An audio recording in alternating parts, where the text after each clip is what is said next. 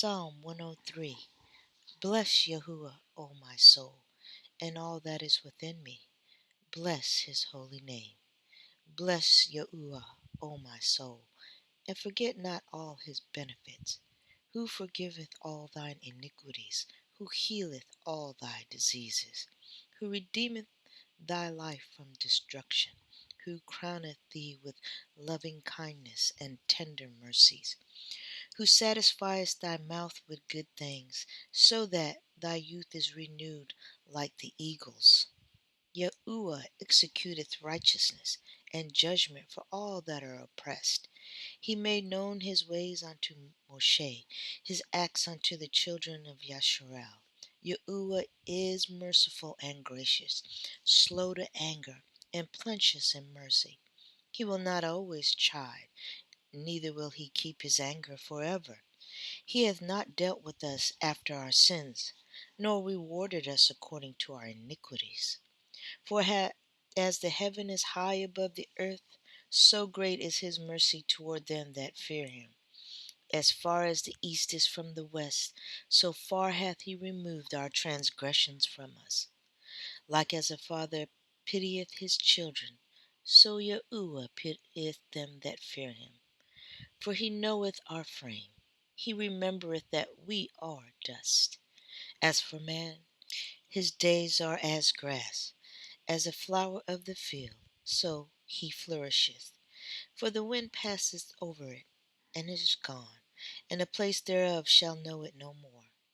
But the mercy of Yahuwah is from everlasting to everlasting upon them that fear him, and his righteousness unto his children's children, to such as to keep his covenant, to those that remember his commandments to do them. Yahuwah hath prepared his throne in the heavens, and his kingdom ruleth over it. Bless Yahuwah, his angels that excel in strength, that do his commandments, hearken unto the voice of his word. Bless ye Yahuwah, all ye hosts, ye ministers of his, that do his pleasure. Bless Yahuwah, all his works, in all places of his dominion. Bless Yahuwah, O my soul.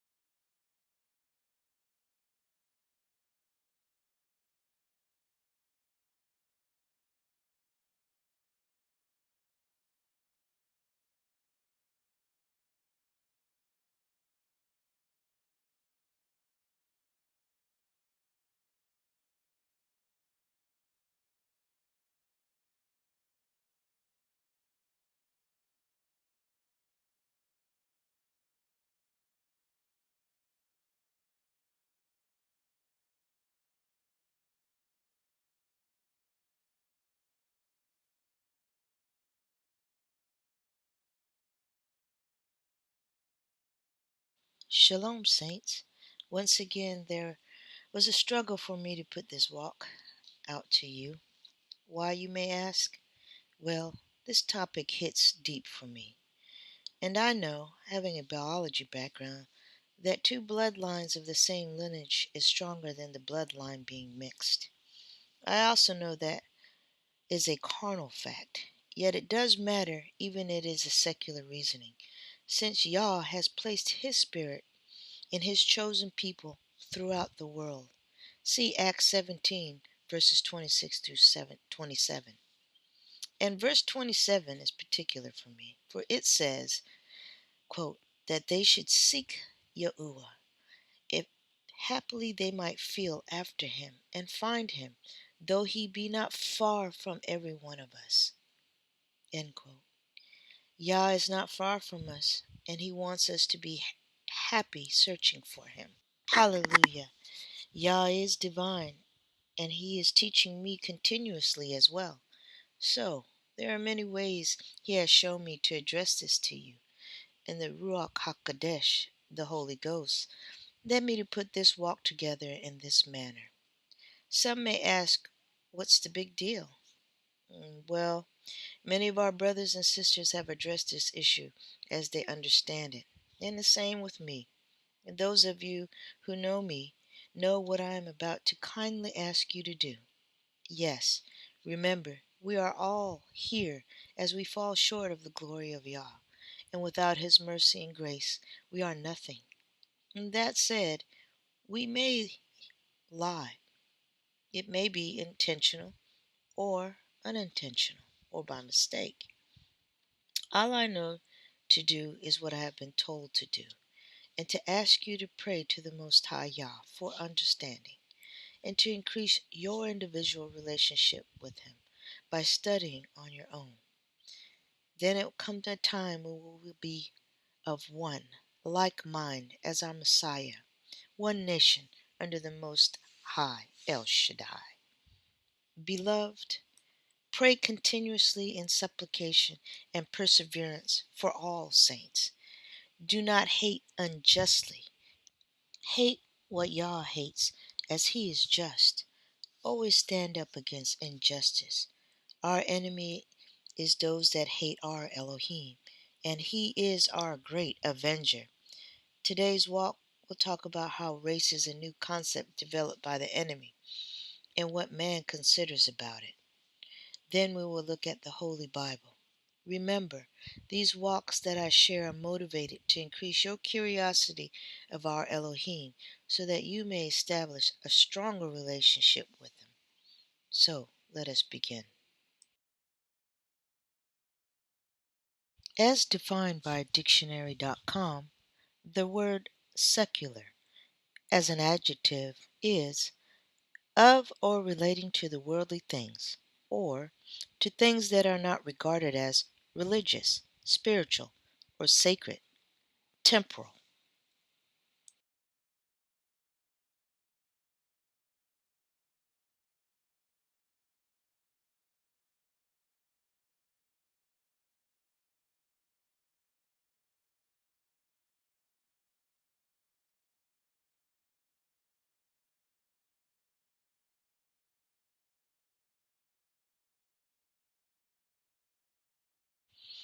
A quote from David R. Rodiger. Quote, "The world got along without race for the overwhelming majority of its history. The U.S. has never been without it." Hmm. Let me quote that one more time, just in case you were distracted for a few seconds. Quote, "The world got along without race for the overwhelming majority of its history. The U.S. has never been without it." End quote. Now, who is David Rodiger? He is the foundation professor of the American Studies at University of Kansas, where he teaches and writes on race and class in the United States. Educated through the college at public schools in Illinois, he completed doctoral work at Northwestern University. Remember, saints, we are looking at what man says about race, and this society requires for credentials of those who speak, although credentials are earned carnally, for it addresses the physical man. Remember that Yah created man from the earth and breathed a soul into him. That soul is affected by both the carnal man and the spiritual man, and the spirit belongs to Yah, and your soul, you ask, is what? Your soul is you, your character.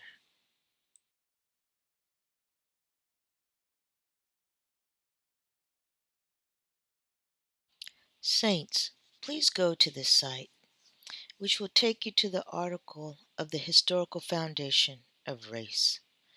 I'm going to read excerpts from this site so that we may get an idea where race comes from and what type of society we live in.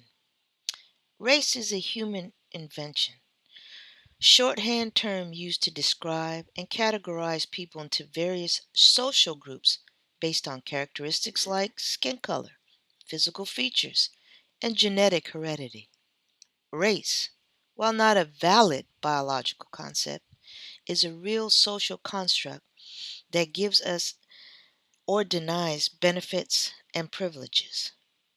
American society developed the notion of race early in its formation to justify its new economic system of capitalism, which depended on the institution of forced labor, especially the enslavement of the African peoples.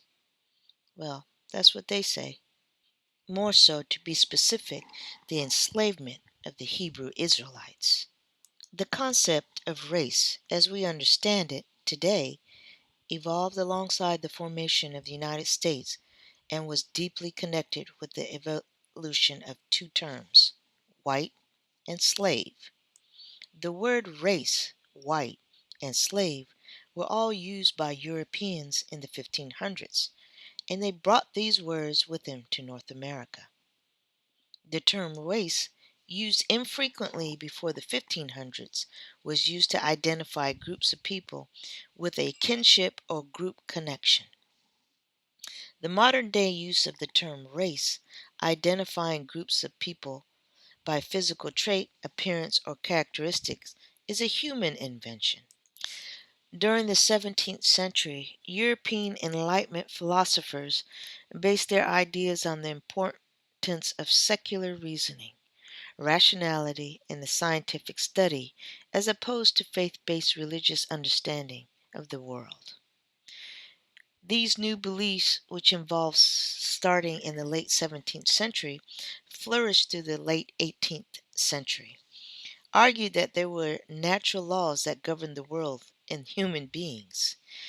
Over centuries, the false notion that white people, or so-called white people, were inherently smarter, more capable, and more human than non-white people became an accepted worldwide. Slavery, as a concept, has existed for centuries. Enslaved people, slaves, were forced to labor for another. We can point to the use of term slave in the Hebrew Bible. In this world, being a slave was not for life or hereditary. The meaning of the status of a slave did not automatically transfer from the parent to the child.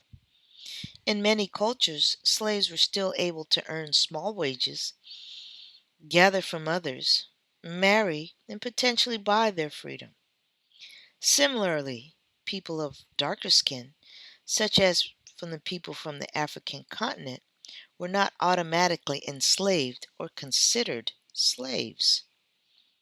Even then, there was not a large body of people who considered themselves, quote, white, as we know the term today. From about the 1550s to the 1600s, white was considered used to describe the elite Englishwoman because the whiteness of their skin signaled that they were persons of high social class who did not go outside to labor. Activist Paul Kivel says, quote, whiteness is constantly shifting boundary, separating those who are entitled to have certain privileges from those who exploitation and vulnerability to violence is justified by their not being white. End quote.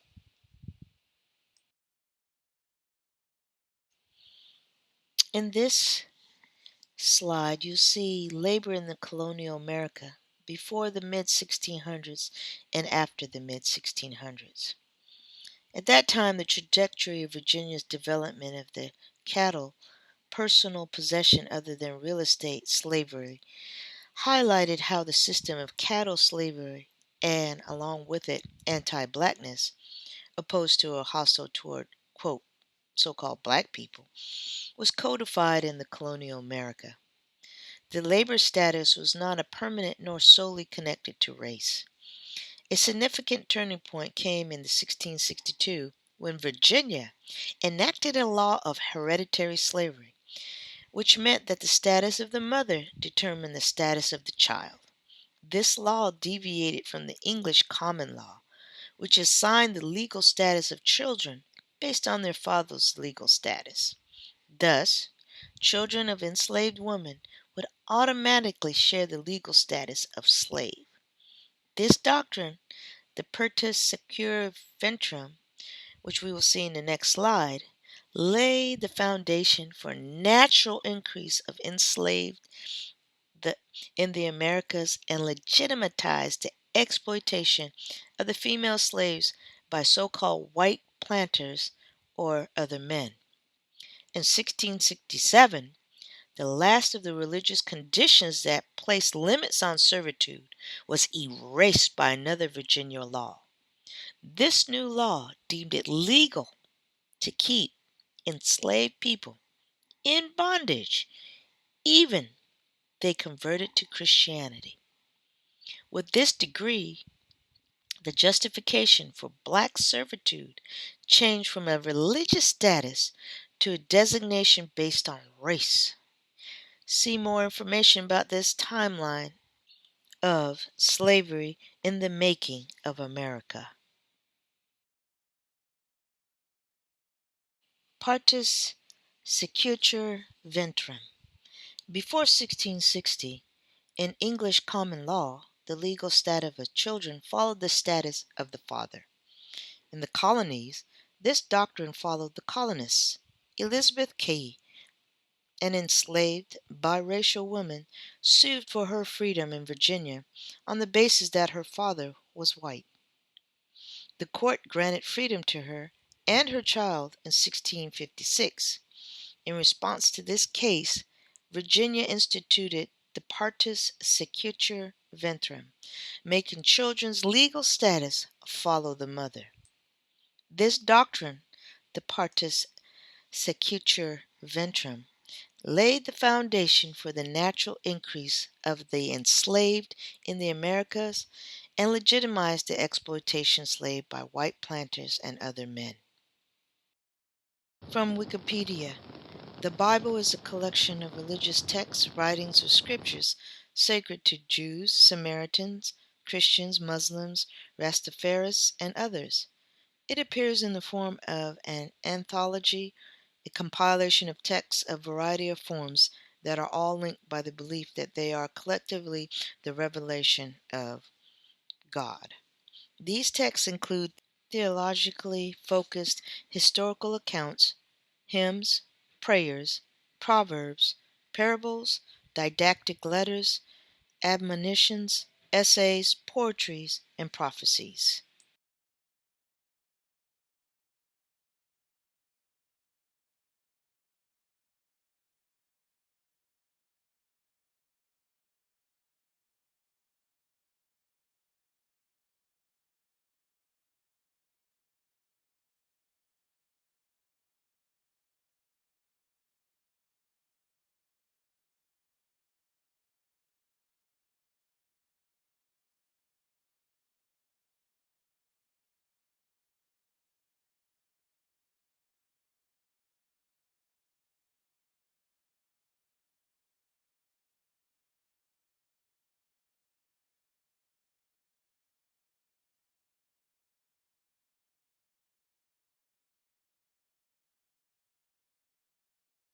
Numbers 12, verses 1 through 15.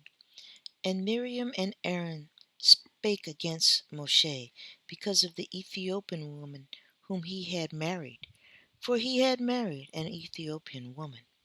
And they said, Hath Yahuwah indeed spoken only by Moshe? Hath he not spoken also by us? And Yahuwah heard it. Now the man Moses was very meek above all men which were upon the face of the earth. And Yahuwah spake suddenly unto Moshe, and unto Aaron, and unto Miriam, Come out ye three unto the tabernacle of the congregation. They three came out, and Yahuwah came down in the pillar of the cloud, and stood in the door of the tabernacle, and called Aaron and Miriam. They both came forth. And he said, Hear now my words. If there be a prophet among you, I, Yahuwah, will make myself known unto him in a vision, and I will speak unto him in a dream. My servant Moshe is not so, who is faithful in all mine house.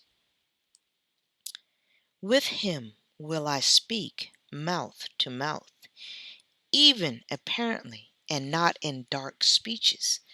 And the similitude of Yahuwah shall be, behold. Wherefore then were ye not afraid to speak against my servant Moshe? And the anger of Yahuwah was kindled against them, and he departed. And the cloud departed from all the tabernacle. And behold, Miriam became leprous, white as snow. And Aaron looked upon Miriam, and behold, she was leprous. And Aaron said unto Moshe, Alas, my Lord, I beseech thee, lay not this sin upon us, wherein we have done foolishly, wherein we have sinned. Let her not be as one dead, of whom the flesh is half consumed, when he cometh out of his mother's womb. And Moshe cried unto Yahuwah, saying, Heal her now, O El, I beseech thee. And Yahuwah said unto Moshe, If her father had but spit in her face, should she not be ashamed 7 days?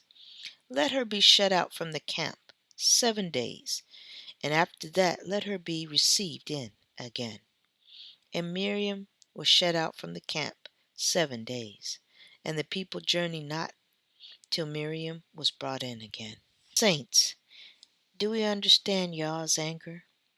Moshe's wife was approved by Yah, as she had learned and accepted all the teachings and the ways of Yasharel. As Yah says in Matthew 19, verse 6, Therefore there are no more two, but one flesh.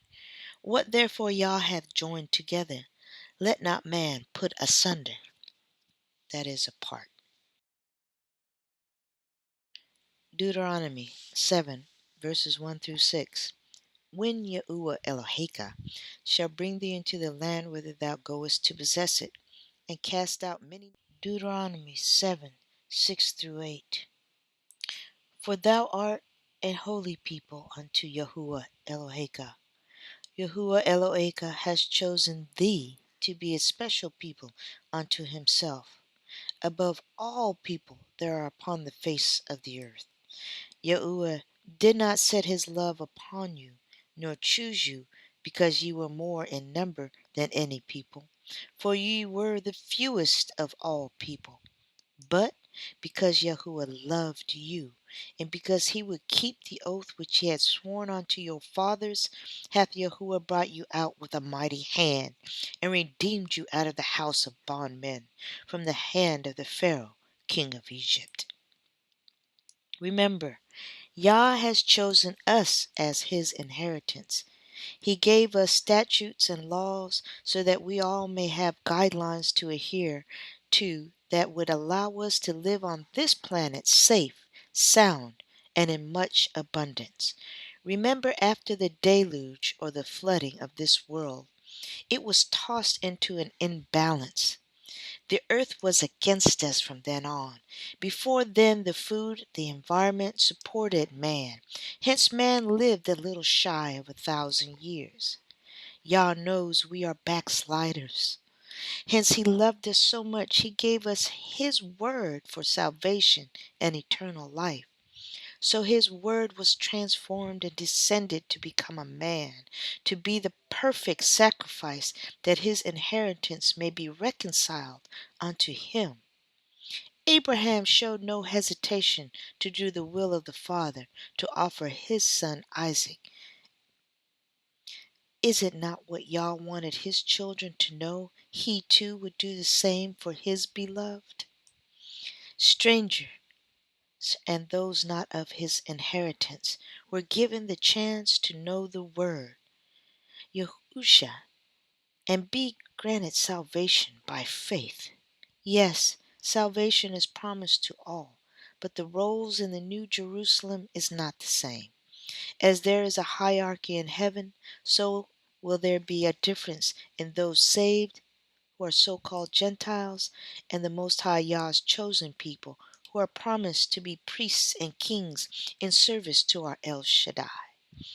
Keeping the bloodline of one is important, but not to where we judge inappropriately from Yah's will.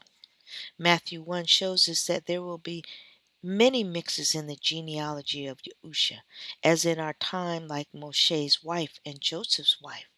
The key is your spouse an enemy of Yah? Here Isaiah 44 verse 5. Yah says, one shall say, I am Yahuwah's, another shall call himself by the name of Jacob, and another shall subscribe with his hand unto Yahuwah, the surname himself by the name of Israel. Yes, keep the bloodline strong, but be careful in judging from the carnal world. Remember, Yah has said that we must worship him in spirit. For man was made from the dirt of the earth, and Yah breathed his soul into him, which is his character. Our soul character is affected by the secular world and of the spirit which belongs to Yah. We can never stop learning of our Elohim, but we are promised at the end of age that the mystery of Yahuwah will be revealed. The Book of Generations of Christ, the son of David, the son of Abraham. That is Matthew 1. Abraham begat Isaac, and Isaac begat Jacob, and Jacob begat Judas and his brethren, and Judas begat Pharez and Zara of Tamar, and Pharez begat Ezron, and Ezron begat Aram, and Aram begat Aminadab, and Aminadab begat Naasson, and Naasson begat Salom, and Salom begat Boaz of Rahab, and Boaz begat Obed of Ruth, and Obed begat Jesse, and Jesse begat David the king, and David the king begat Solomon of her that had been the wife of Urias. And Solomon begat Rehoboam, and Rehoboam begat Abiah, and Abiah begat Asa, and Asa begat Jehoshaphat, and Jehoshaphat begat Joram, and Joram begat Ozias, and Ozias begat Joatham, and Joatham begat Achaz, and Achaz begat Ezekias, and Ezekias begat Manasseh, and Manasseh begat Ammon, and Ammon begat Josias, and Josias begat Jeconias, and his brethren, about the time they were carried away to Babylon. And after they were brought to Babylon, Jeconias begat Salathiel, and Salathiel begat Zorobabel, and Zorobabel begat Abiud, and Abiud begat Eliakim, and Eliakim begat Azor, and Azor became Sadak, and Sadak begat Akim, and Akim begat Eliud, and Eliud begat Eleazar, and Eleazar begat Matthan, and Matthan begat Jacob, and Jacob begat Joseph, the husband of Mary, of whom was born Yeshua, and who is also called the Hamashiach. So all the generations from Abraham to David are 14 generations, and from David unto the carrying away to Babylon are 14 generations, and from carrying away from Babylon unto Yahusha Hamashiach 14 generations, in all 42 generations. Now the birth of Yahusha Hamashiach was on this wise. When as his mother Mary was espoused to Joseph, before they came together, she was found with child of the Holy Ghost of the Ruach HaKodesh. Then Joseph her husband, being a just man, not willing to make her a public example, was minded to put her away privily. But while he thought on these things, behold, the angel of Yahuwah appeared unto him in a dream, saying, Joseph, thou son of David, fear not to take unto thee Mary thy wife, for that which is conceived in her is of the Ruach HaKodesh, and she shall bring forth a son, and thou shalt call his name Yahusha, for he shall save his people from their sins. Now all this was done that it might be fulfilled which was spoken of Yahuwah by the prophet, saying, Behold, A virgin shall be with child, and shall bring forth a son, and they shall call his name Emmanuel, which being interpreted is Yahuwah with us. Then Joseph, being raised from sleep, did as the angel of Elohim had bidden him, and took him unto him his wife, and knew her not till she had brought forth her firstborn son, and he called his name Yahusha. Saints, it's Yah's will that so-called outsiders are in the lineage of our Messiah. And Salem begot Boaz of Rahab. So who was Rahab? You may find her name 10 times throughout the Holy Bible. Here is one, Hebrew 11, verse 31.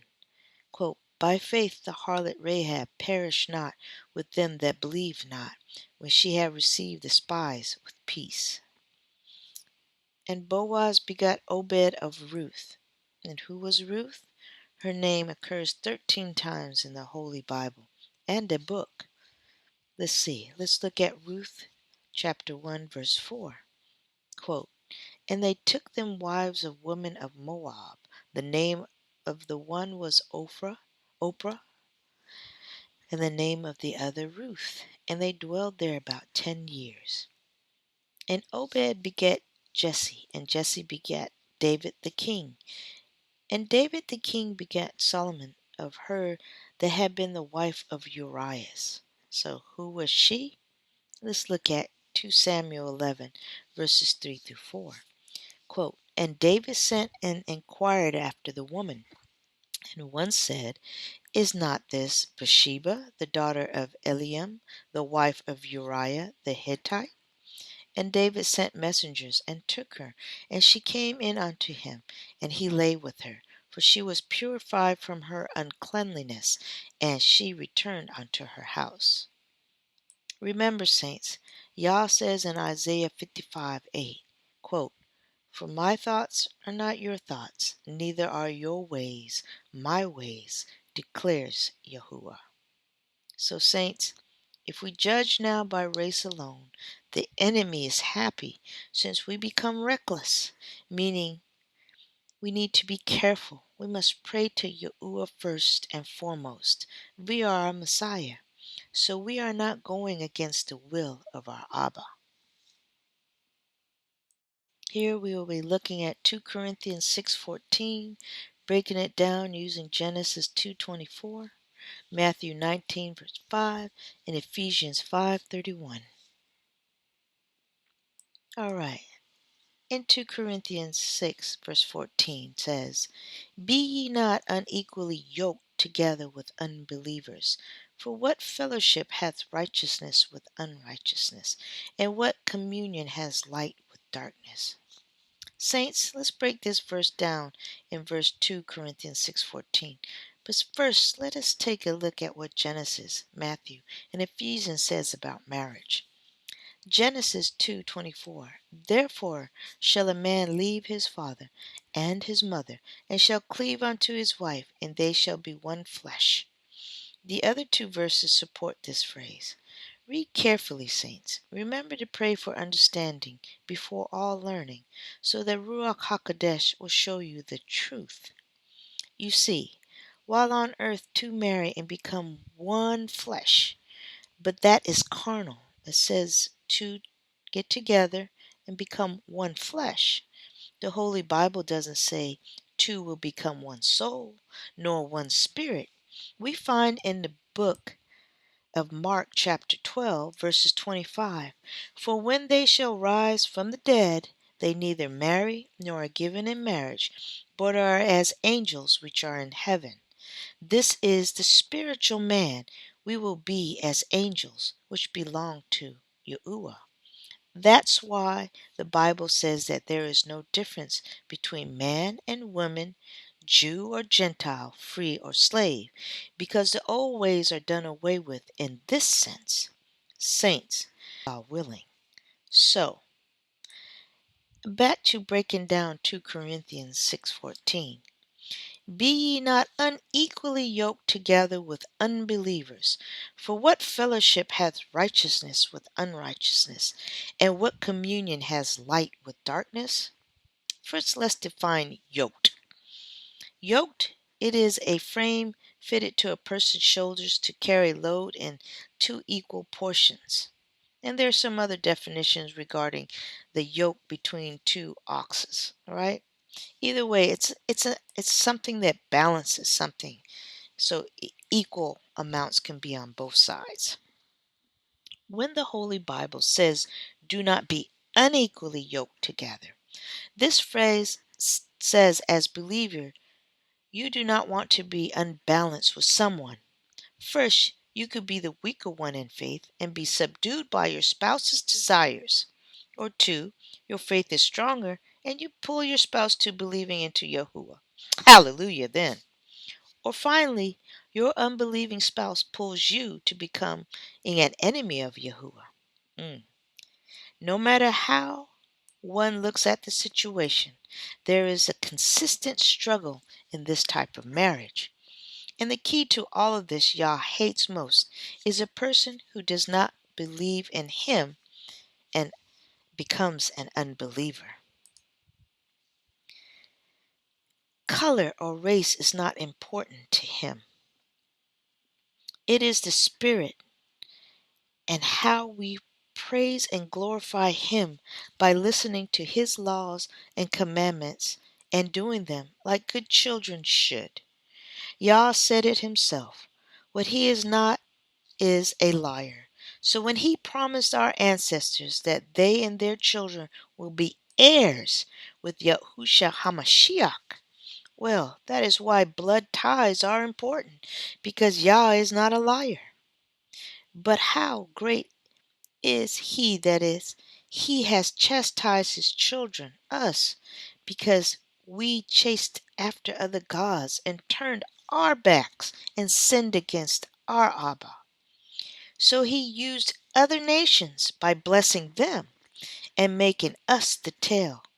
Well, we have seen the bottom and become jealous of our oppressors, so much so that some of us want to be like them, missing the point of Yah's punishment altogether, and so missing the promise bestowed to us from the Most High Yah. I must say, it is hard enough to agree with one spouse from the same bloodline, because each household has their own particular rules and peculiar ways of raising their own children. Now amplify that by being married to a different culture altogether. Then mix that with what our enemy wants us to concentrate on, that is race, color. But remember, that is all of the flesh, and we cannot serve our Eloheka if we live by and for flesh. That is the carnal world. You are more than that, and God has invested too much in you for you to remain blind to the word of your Messiah and your Elohim.